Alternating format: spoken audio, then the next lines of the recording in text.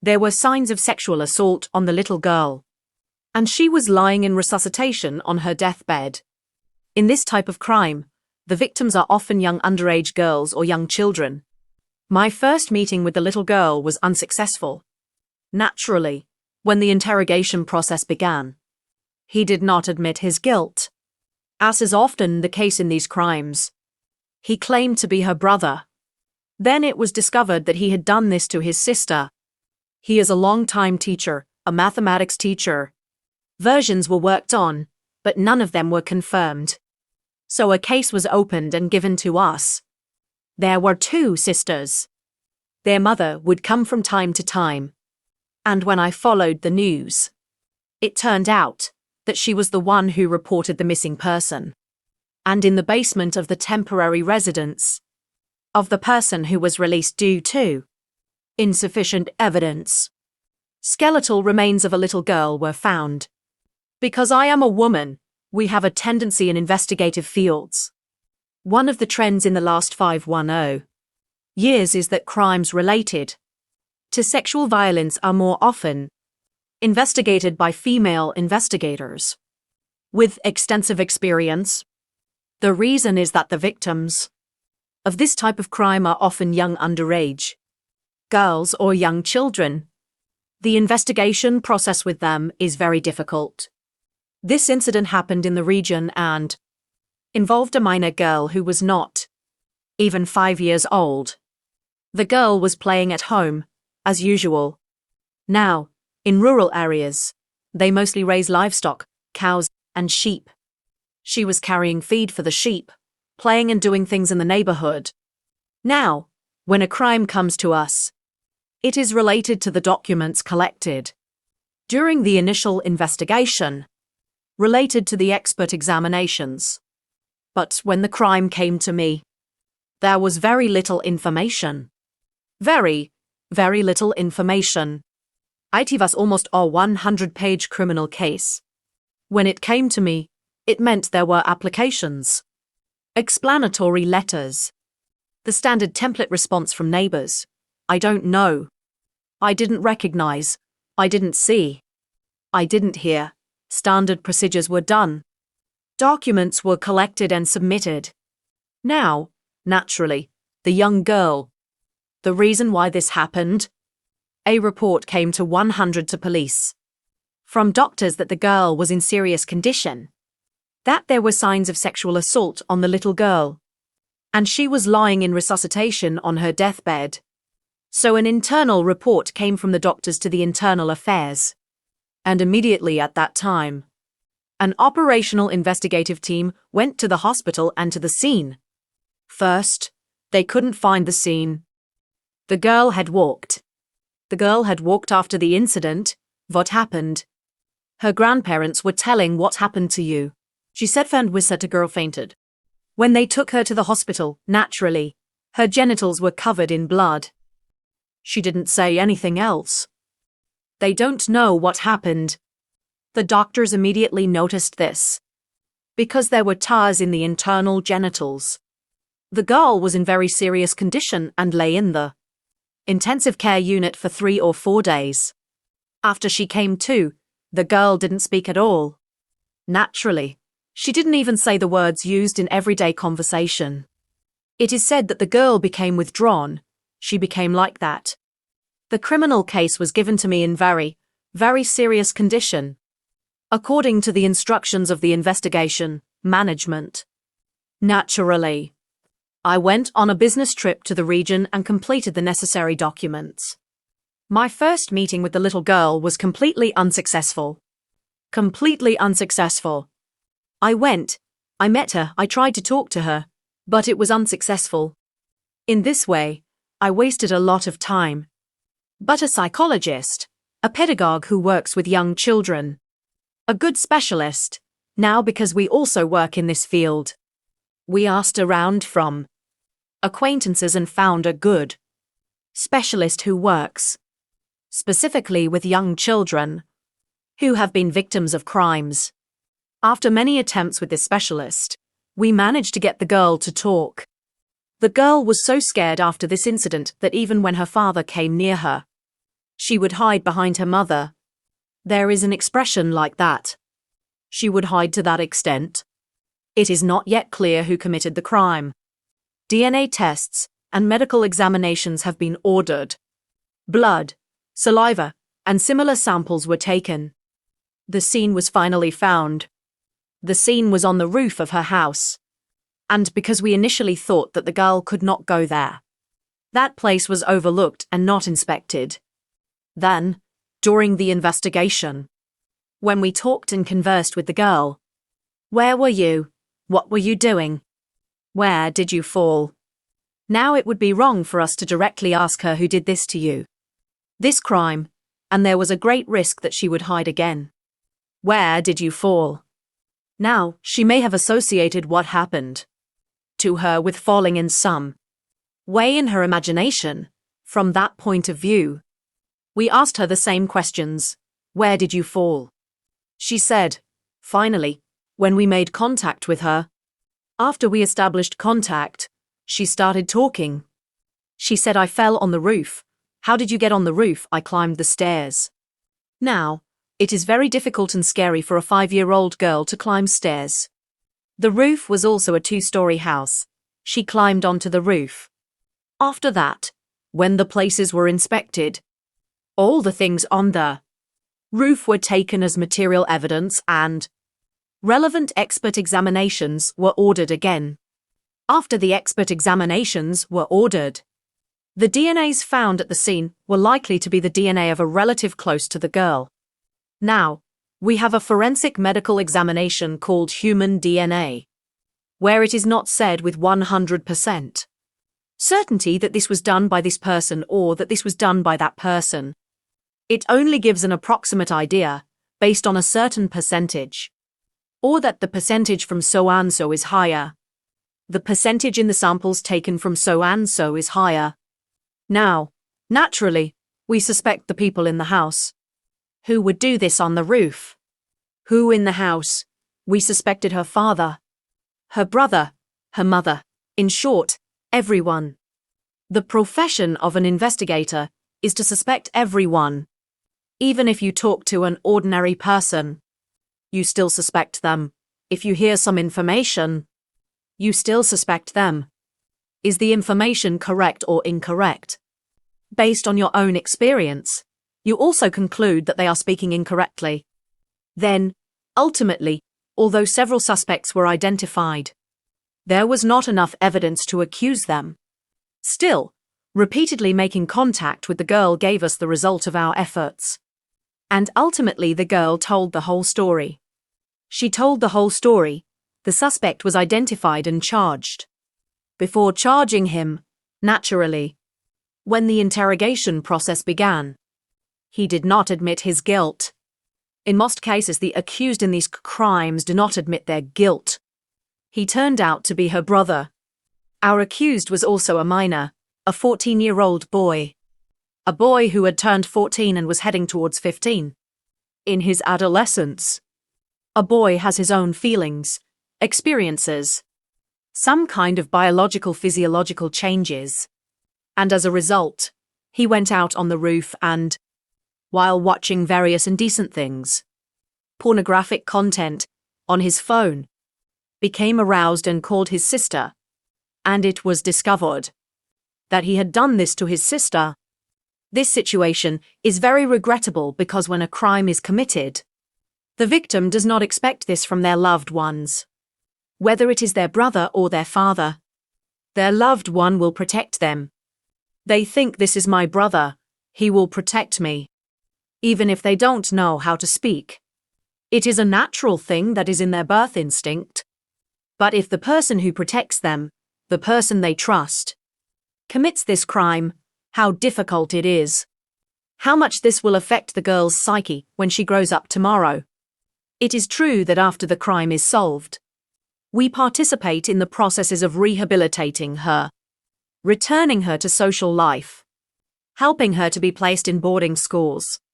But still, what she felt in her life, in her inner feelings, in her mind, the pain she endured, this little girl, who is only 5 years old and doesn't understand anything, Imagine if a close relative, a close person, does this, it is very difficult. For me, and because I have investigated many such crimes, I remember every crime, every one of them. I can't list them now. How many crimes I have investigated in this field, but I remember each one. Their first name, last name, patronymic. What happened, how it happened. Incest. I would like to give another example, of course, without mentioning the numbers of the schools or the last name. First name, patronymic of the teachers. A similar criminal case came into my hands. We have something called termination, a concept we have, that is, a crime that has been terminated several times due to the absence of a crime. We did not have enough evidence to accuse. In the end, the girl also became withdrawn, saying, "I won't go to school. I won't study. I won't do this." She didn't tell many things, because, as I said before, the trend of recent years is that this type of crime should be investigated by a woman. And I am saying this because this crime was initially given to a male investigator. After it was given to a male investigator, naturally, the girl was afraid to speak. She was ashamed, a young girl. She hadn't moved to the 6th or 7th grade. 6th grade. What would she say to a man? She couldn't talk about this kind of situation. And along with not being able to talk about exactly what happened to her, she couldn't provide information that would help open the investigation. The girl forgot the information, evidence that would help the investigation, the opening of the crime, and the fact that such actions were committed against her by the teacher. The girl forgot. And the reason she forgot was that she was in a state of great fear and stress. The investigator may have questioned her without taking a proper psychological approach. Now there may be various factors. And the girl closed up again. This is often the case. After the criminal case came into my hands, we have rooms for questioning. Minors organized in the investigation department and lower level investigation departments. First of all, I took the girl to that room. Our room was decorated with bright colors that had an impact, an association related to young children, a more free environment like her own home. A playground was created, and she was left alone. For 15 to 20 minutes, she adapted to this environment. She still needs to adapt. Even if the situation is like this, even if it is a beautiful room, it is considered wrong to go straight to questioning. But many people do that and admit it. She adapted. I invited a pedagogue psychologist. Together with the pedagogue psychologist, I left them alone. I watched from the operator room outside how much the girl was opening up, how much she was making contact. Naturally, based on our investigative skills, we made 1 or 2 psychological attacks on the young child. Now, attack should be understood in the right sense. It was done for the purpose of opening up. After we made contact with the girl, she told everything correctly. And she even had audio recordings on her phone. In addition to this, during this process, when the girl ran away, there are cameras in the schools now, in many places, in the corridors, outside. When this process was happening, when she ran out of the room, her teacher ran after her. He ran and stopped her, saying, "Stop, stop." This was captured on cameras. But this was not reflected anywhere. There was no such information. The criminal case has been terminated several times due to lack of evidence. After we learned this information, their phones were inspected in accordance with the established procedure. Video recordings, audio recordings were given to the relevant expert examinations. Now, naturally, the accused party may say that it is not my voice, or something else. Or it was like this, it was like that. They may give various excuses. For this reason, all investigative actions that need to be proven with expert examinations, confirming all their accusations. In the end, I was called again. In the end, we clarified everything. The cameras in the school also have such a feature. After a month, they overwrite the data. The video recordings are not deleted after another month. They keep overwriting the data. We went and took out the server with the camera with the relevant employees, specialists, and restored the data inside. Luckily for us, even though it had been deleted and overwritten. There is such a program. Now various programs are coming out every day. Technology is developing, luckily for us. We managed to restore the data inside through this program, in Macy Cannigat, which can hinder the opening of the crime, but luckily for us, the camera, the school camera, was restored, the video recordings, the events that happened on that day. The girl's words matched the words in the camera and video recording. There was no exaggeration or understatement. The full details of the event appeared in our picture, based on how she spoke. The camera, the video recording, the audio recordings. Naturally, all the words spoken by our accused, our teacher, turned out to be lies. The reasons he gave, the excuses he gave, all turned out to be incorrect. I don't want to mention exactly what they said. What the teacher is a long-time teacher, a mathematics teacher. You know, mathematics is such a subject that if a simple example is given, it can be solved with 5 or 6 different formulas. Naturally, that thing was also formed in the mathematics teacher. If he didn't say a single word, if a single word didn't come true, he would say, "I will say such a word." And he greatly misled the investigation, greatly misled it. Along with this, we had such a thing introduced into practice at that time. We had something called a polygraph. We see the concept of a polygraph in movies. In detective movies, they connect things to a person. They ask questions. They answer whether they are telling the truth or not. They are able to answer yes or no questions. This thing was just starting to come to us. We had very few specialists. But still, I have confidence. With the complex of evidence gathered with reliable evidence, with all the information gathered, I have confidence that this crime was committed by this person. But still, in order to be more complete, that person was also given to the polygraph for research.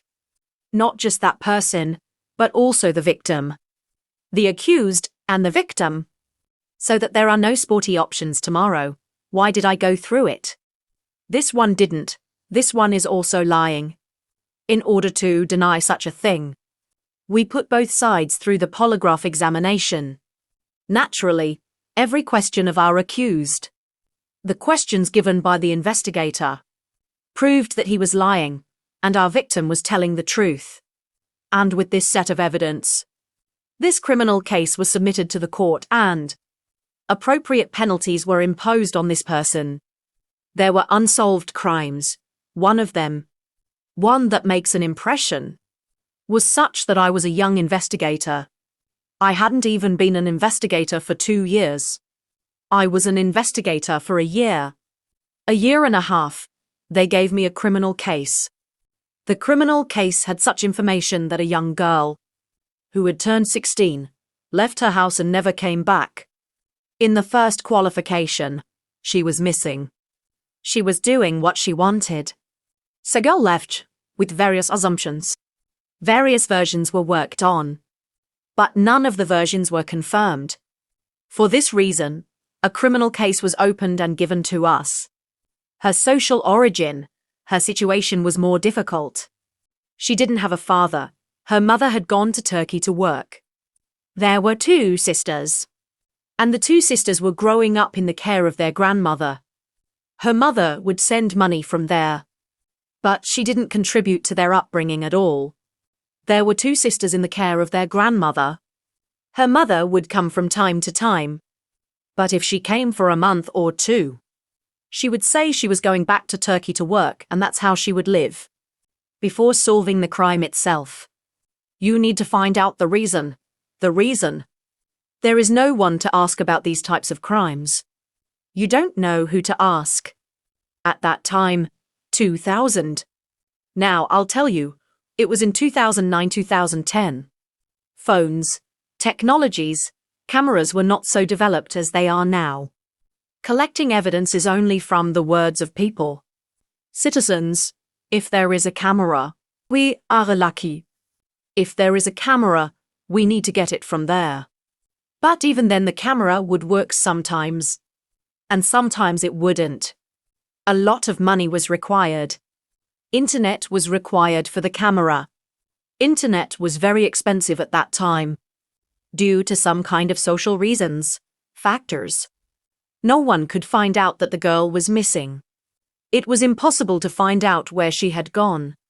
First of all, the room where the girl lived was searched. And when it was searched, it turned out that the girl had her own small chest. And when we opened the chest, letters came out of it. From the letters, we found out that her mother, when she came to Turkey and came back here, married a person on the basis of a Sharia marriage. And that person lived with them. Even when her mother went to Turkey, this person, her spouse in the Sharia marriage, lived in the same yard with her grandmother and 2 girls. When her mother went to Turkey, this person entered into a love affair with this girl. We can't say whether there was sexual intercourse or not. I can't say it now, because it was impossible to prove this at that time. It was impossible to determine. And there was no sign confirming that there was sexual intercourse from their words.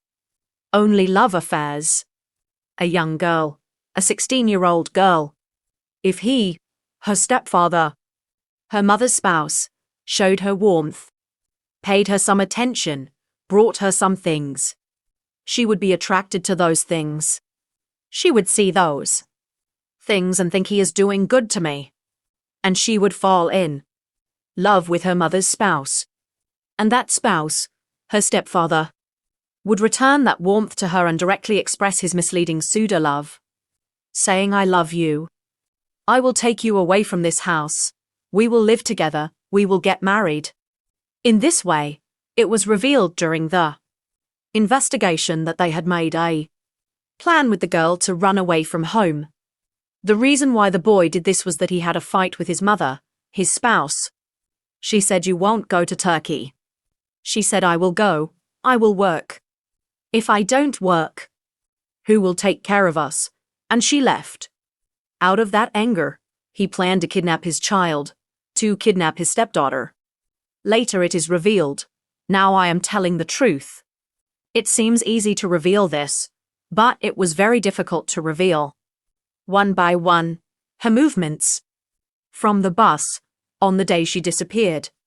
She went to the Corsu market with her sister, and she got on the bus. She transferred from the bus to a minibus. From the minibus to a trolleybus with her sister. When they got off the trolleybus, they bought things from Corsu, and when they were returning with the things, they had to transfer back to the trolleybus and then to the minibus. That's when the girl disappeared. When they were returning. Her sister was small, 10 years old, I think, if I'm not mistaken. She says, we got on the trolleybus. When we came to the stop where we were going to transfer from the trolleybus to the minibus, my sister didn't get off the trolleybus, she says. They got off earlier, or got off later, or didn't get on the trolleybus at all. We don't know. There are 4 or 5 versions. We need to study each version in sequence. We need to find answers to the questions of which direction she got on the trolleybus. Whether she actually got on the trolleybus after going to Corsu. And unfortunately, we could not find answers to these questions. But her grandmother was constantly applying with applications. That the stepfather had kidnapped my daughter. I know, he did it. Find him. And from the point of view that she was constantly complaining to us, we found the phones of this person. There were communication devices at that time, but they were rare. We found them and contacted him by phone. When I contacted him, I said, come to the investigation. He was from the region. Come to the investigation. We have 2 or 3 questions. If you don't come to the investigation, we will declare you wanted and the measure of restraint will be related to imprisonment. Instead of that, come, if you are really not guilty. Explain correctly and tell your story. When we said that, I was threatened. Directly, I received threats over the phone. If you start looking for me, I will kill you. So, naturally, we didn't pay much attention to it. We were competing, like, let's see who comes out on top. Since we were young investigators at the time. Looking back now, I can understand what might have happened if things had gone differently. But back then I wasn't scared. I wasn't scared because I had this, like, I'm going to solve this crime kind of mindset. Eventually, we found people who had seen the girl with. Ultimately, we found them. And some people helped us conduct rapid investigative and search operations. Witnesses emerged. And the witnesses said that the last time they saw her was with her stepfather. He would meet her near that intersection, give her a phone, and contact her through that phone.